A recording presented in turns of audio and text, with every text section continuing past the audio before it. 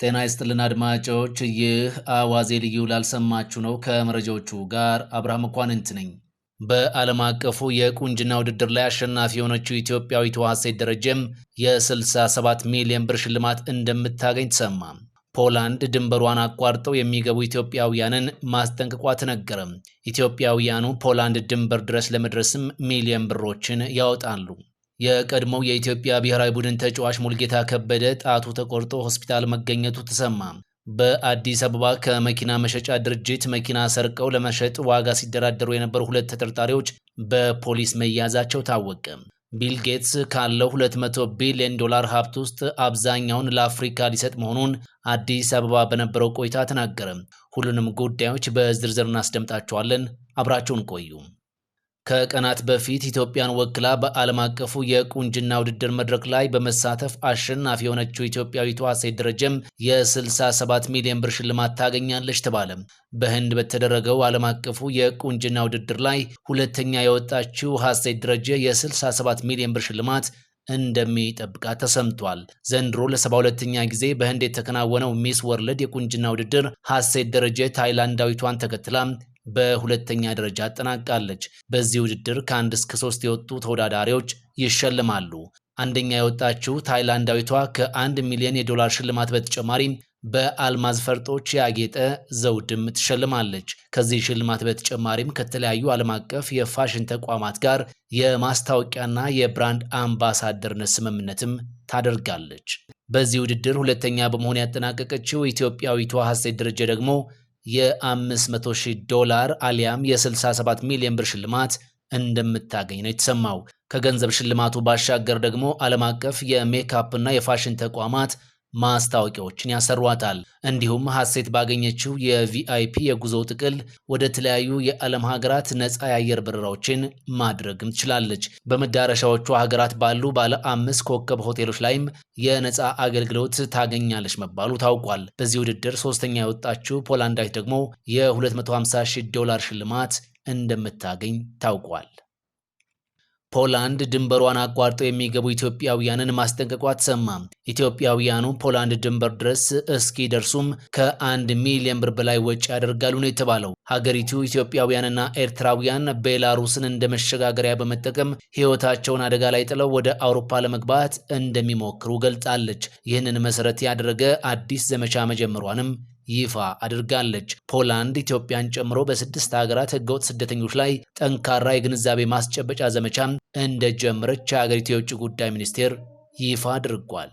ፖላንድ ከቤላሩስ የምትዋሰንበትን ድንበር በማቋረጥ ወደ አውሮፓ ህብረት አባል ሀገራት ለመግባት የሚሞክሩ ስደተኞችን ለመከላከል ኢትዮጵያና ኤርትራን ጨምሮ ነው በ6 ሀገራት የግንዛቤ ማስጨበጫ ዘመቻ መጀመሯን ይፋ ያደረገችው።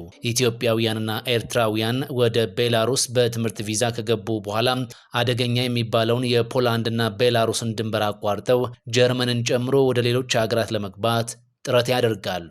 ፖላንድ አሁን ድንበሯን በብቃት እየጠበቀች መሆኗን ገልጻ ድንበሩን ለማቋረጥ መሞከር አደገኛ ነው ብላለች። ኢትዮጵያ፣ ኤርትራ፣ ሶማሊያና ግብጽ የፖላንድ ዘመቻ ይካሄድባቸዋል ተብለው ከተለዩ ሀገራት መካከል ናቸው። የፖላንድ የውጭ ጉዳይ ሚኒስትር ባስተላለፉት የቪዲዮ መልእክታቸው በአውሮፓ የተደላደለ ሕይወት እንደሚኖራችሁ ቃል የገቡላችሁ ዋሽተዋችኋል ብለዋል። በተጨማሪም የፖላንድ ድንበር ዘመናዊ የቁጥጥር መሳሪያ የተገጠመለት ከ5 ሜትር የሚረዝም ረጅም አጥር ያለውና አደገኛ ውሾችም የሚጠብቁት ነው ብለዋል። ፖላንድ ከቤላሩስ ጋር ጋራው ድንበር ወደ አውሮፓ መግቢያ በር አለመሆኑ ሊታወቅ ይገባልም ብላለች። ፖላንድ አሁን በጀመረችው ዘመቻ ሰዎች ገንዘባቸውንና ሕይወታቸውን እንዳያጡ በማሰብ መሆኑንም ገልጻለች። ፖላንድ ከቤላሩስ ጋር በምትጋራው 186 ኪሎ ሜትር ላይ 5 ሜትር እርዝመት ያለው አጥር ገንብታለች። ከዚህ ውጭም በአጥሩ ላይ በሺዎች የሚቆጠሩ ካሜራዎችን ገጥማለች። የቀድሞው የኢትዮጵያ ብሔራዊ ቡድን ተጫዋች ሙልጌታ ከበደ ጣቱ ተቆርጦ ሆስፒታል መተኛቱ ተሰማ።